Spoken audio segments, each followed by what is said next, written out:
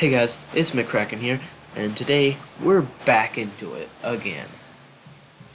Alright, so last time in I Love You, Colonel Sanders, we left off in the kitchen. And today, we're going to go and finish whatever needs to be finished. I have no clue. You step into the massive cooking arena, where the afternoon lesson will take place. Each student gets an oven, and all the tools and ingredients they could need.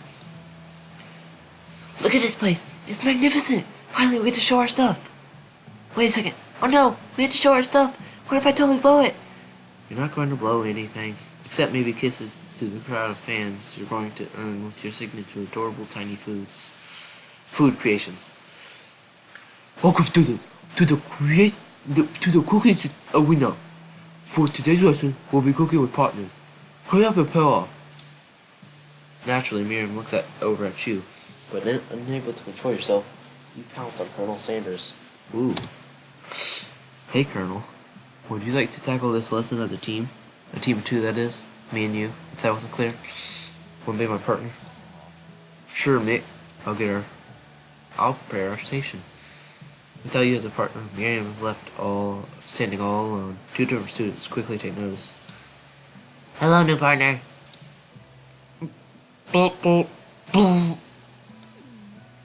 Oh my, two potential partners. I'm so sorry, gentlemen, but I don't know who to choose. Looks like you'll have to pick for her. Friend duties can be a little awkward, but that's the price you pay for not being alone forever. Who do you want to ask to be Miriam's partner? Alright, so we can go with Pop, or we can go with Clonk. Oh, quite you rascal. Sorry, Pop, but I think Miriam will be partnering with Clank today. It's okay. I already ate. What? It's not entirely clear if Pop has any idea what the point of school even is at this juncture. Clank is clearly excited to have some attention. He heats up and begins to roll back and forth. Hold on there, fella. We don't even know the assignment yet. Technically, Clank might not have a face, but there's something charming and earnest about him. Bzzz. Tissue, I hardly know you. Clank judders and the panel shakes loose. You get the impression that this is a sign of affection. Looks like you two will be fine. Now it's time to focus on your own cooking or classwork. Alright, you two. For today's lesson, we're going to keep it simple. Pick a basic dish and divide up the steps. No stuffing the island. It takes 2 minutes to make a fire. You get the idea. Which dish do you suggest to your partner, Colonel Sanders? Alright, so take steak tartare. Seems easy enough. It's fancy, and you don't need to cook it. That does sound pretty easy. Or using octopus will blow Colonel Sanders' mind. Or you can just cook some mashed potatoes and gravy. Let's go with some mashed potatoes. I like mashed potatoes. He's exploding with thoughts again. I've always been something of a down-home chef. I was thinking we could make something warm, inviting, and comforting. Maybe mashed potatoes? And gravy? I couldn't imagine one without the other. Colonel Sanders casts a coy look at you, causing your whole face to go beet red. Embarrassed, you quickly turn away. I'll go get the potatoes. No, please, let me. Picking perfect produce is a passion of mine. Looks like things are getting pretty fresh around here. Does someone have a crush on Colonel Sanders? We're just cooking partners. Mind your own business. Sanders' heart is my business. And you better keep your fingers off my man. Did someone call for me? No, jeez. Van. While I'm over here crushing Mick's dreams, you're supposed to be taking care of our classwork. That was the deal, remember? Colonel Sanders returns, arms full of peeled potatoes. He tosses them into a boiling water and turns his attention to you and your friends. I like how as soon as it mentions Colonel Sanders, Ashley immediately just goes into innocent mode. Oh, howdy there, Ashley. Van. Are we working in a quartet instead of a duet now? Actually, no. It looked like Mick was struggling, so we offered to give them a hand. You know how it is. These young amateur chefs need a lot of mentoring. I was going to say, Colonel Sanders, maybe I could also teach you a thing or two about fancy food. Maybe one day you might be able to get up to my level. Ha! Doubt it. Don't be rude, Van. Personally, I have no doubts whatsoever about Colonel Sanders' ability to concoct creations worthy of admiration. After all, your fried chicken was quite spectacular.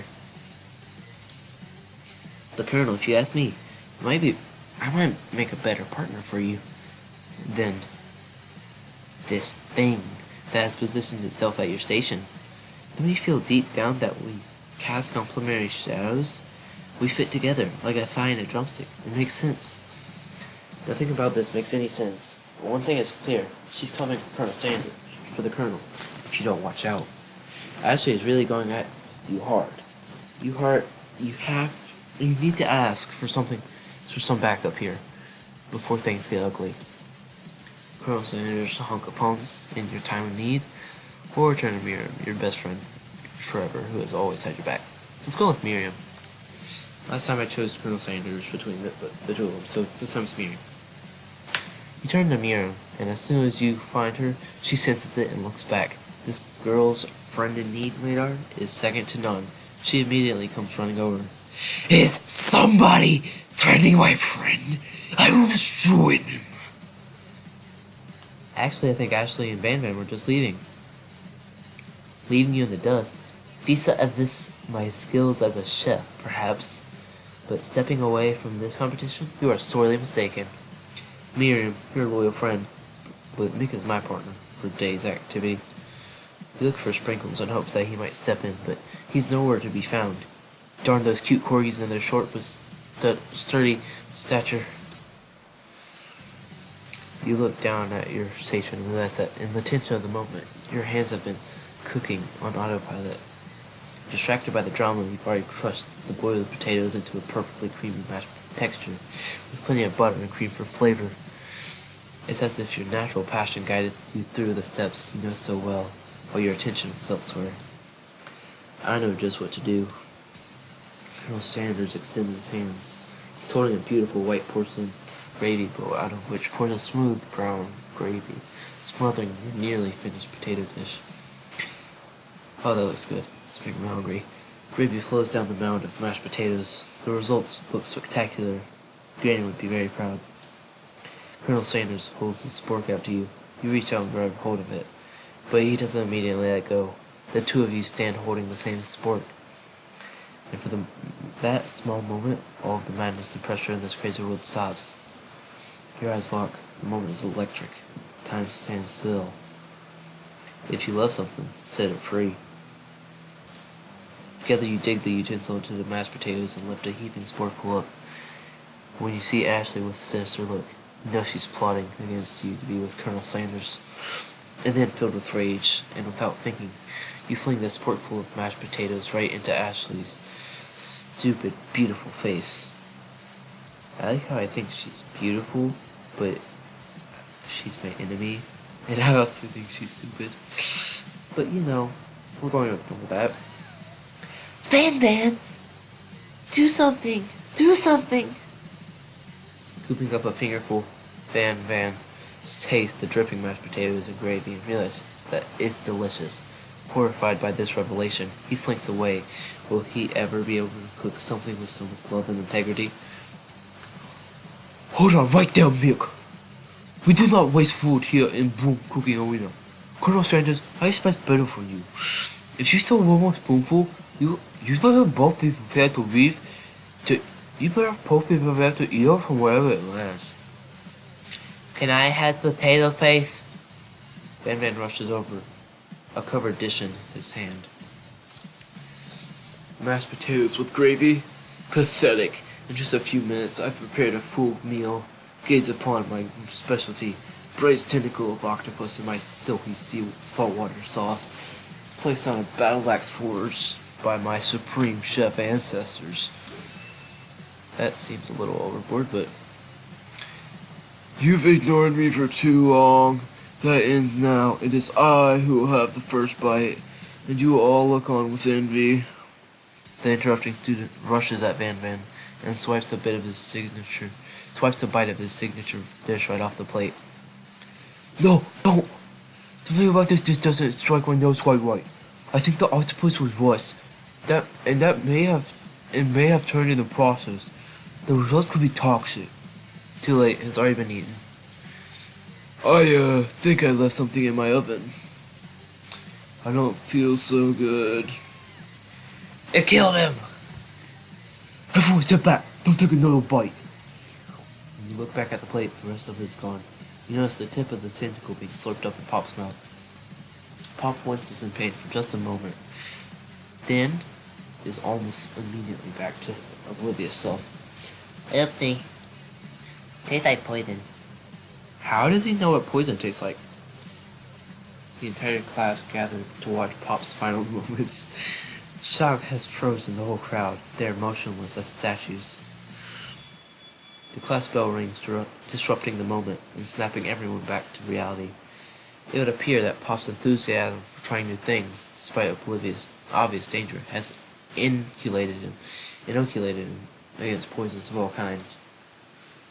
I'm not sure the professors here make enough money. Hello? I just turned into a ghost over here. Lily looks like he's wearing a sheet. Seeing that you're shaken up by that really annoying student and all his nonsense, Colonel Sanders approaches you. I'm sorry you had to go through that. Please, let me walk you home. What? Like for real? Oh, come on. You follow Colonel Sanders out the room. Alright guys, I'm going to end that video there. This has been I Love You, Colonel Sanders, episode 3. And if you guys like this, please subscribe. That'll help the channel. And check out my other videos. Alright. Alright, bye guys.